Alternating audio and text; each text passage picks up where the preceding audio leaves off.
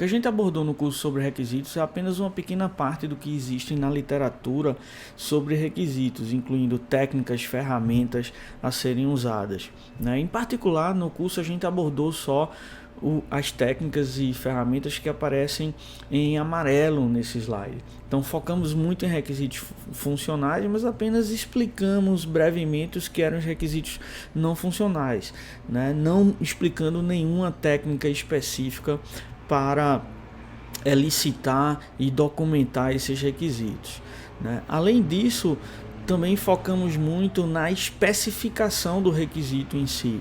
Na parte de elicitação, apenas mencionamos técnicas muito básicas de entrevistas, mas a grande parte do tempo foi dedicado à especificação dos cenários. E mesmo nessa parte da especificação, tem várias técnicas envolvidas, mas a gente se focou apenas nesses cenários no estilo do Cucumber. Tem várias outras que podem ser usadas e que são inclusive mais adequadas para situações diferentes das que a gente ilustrou no curso, né? Em particular, a gente está vendo aí também na lista de especificações a lista de requisitos, lista numerada de requisitos. A gente abordou brevemente, né, essa também, mas não foi muito a fundo nela, apesar dela ser comumente usada na prática. Então, com esse nível de especialização visto até agora no curso, a gente fica no nível bem básico de especialização em engenharia de requisitos, conhecendo técnicas básicas de entrevistas e de documentos de requisitos, né, e indo um pouco até além na parte de cenários e features. Mas para alcançar níveis mais avançados, a gente teria que entender requisitos não funcionais, técnicas mais avançadas de entrevista e de observação dos usuários no seu ambiente de trabalho. Além disso, em termos de especificação, a gente teria que ir, por exemplo, para usar modelos mais avançados como esses baseados em objetivos.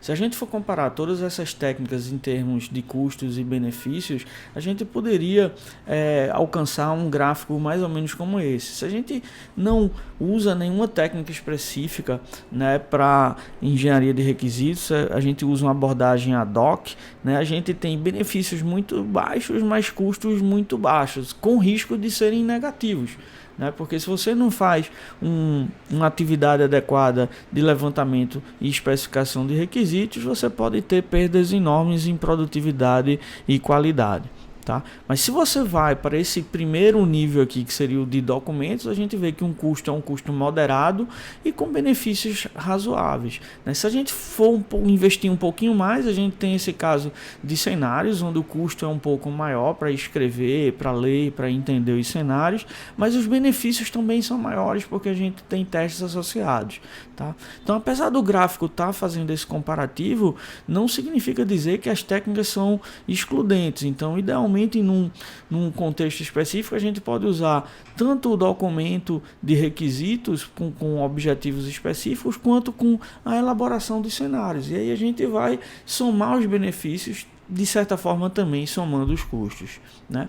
Se a gente investisse mais, a gente poderia usar técnicas como Goal Models, onde o custo é maior, mas também os benefícios prometidos são maiores, né, indo até o ponto de especificações formais. O custo é significativamente maior, mas o rigor associado às especificações também é bem maior, garantindo maiores benefícios. Não existe evidência muito sólida da validade desse gráfico, certo? Mas isso é o que se especula e ajuda a gente a ter uma visão geral comparativa entre as abordagens para a especificação de requisitos.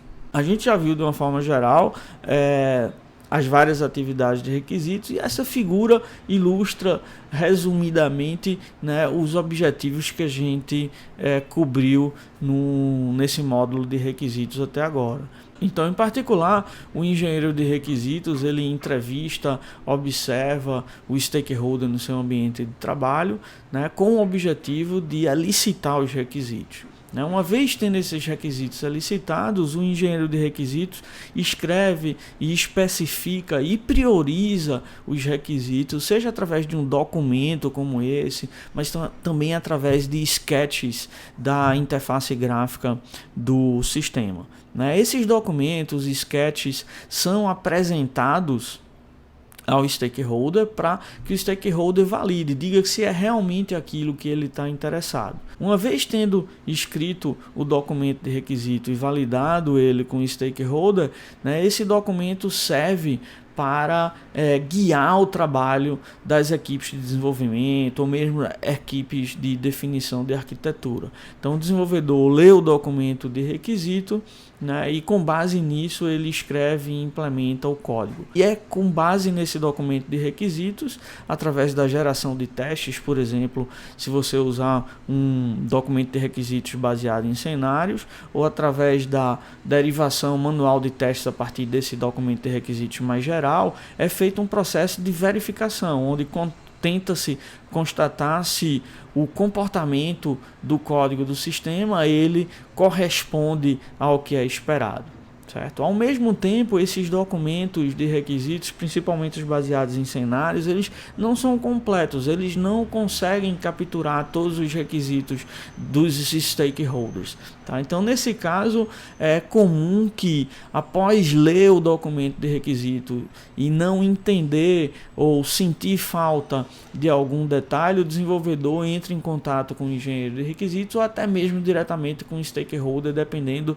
do modelo de desenvolvimento que é utilizado pela empresa. Para finalizar, esse slide resume alguns professores do SIM que trabalham em algumas dessas técnicas mais avançadas para requisito e que vocês podem procurar para ir mais além em alguns desses tópicos.